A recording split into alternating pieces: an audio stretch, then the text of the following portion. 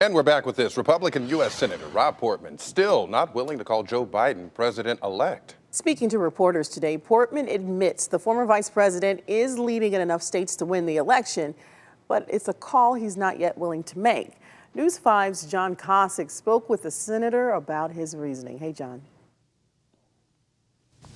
Yeah, quite frankly, he said it's because the president, he feels, deserves a fair and transparent process, he said, and that is what's playing out in the courts and the recounts right now. And he said we should wait, not jump ahead until it does play out.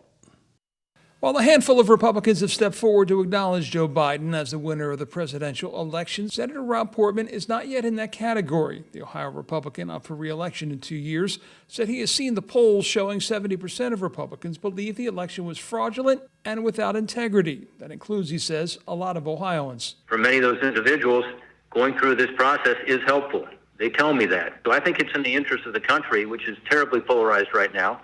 Anybody who cares about that, which I hope is everybody, will allow this process to proceed.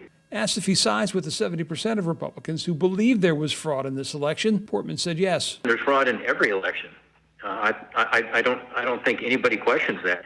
But the question is whether there was enough to change the result. He does concede, however, that Biden and his team should be given access to all briefings normally granted to president-elects as this process plays out. Currently, they are not, and that is something that Senator Sherrod Brown says is concerning on the national security front, the fight against COVID, and the eventual distribution of a vaccine. So states are pitted against each other. President-elect Biden is ready to move, and nobody should be standing in his way to help put people together to do this and work with the states.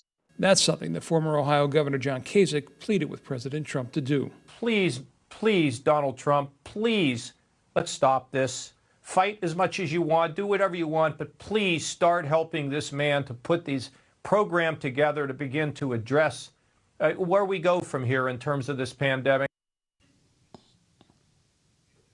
And Portman said that many of those involved in the health side of the process are career government officials, much like Dr. Fauci, who served between administration, making that transition easier. In Shaker Heights, John Cossack, News 5.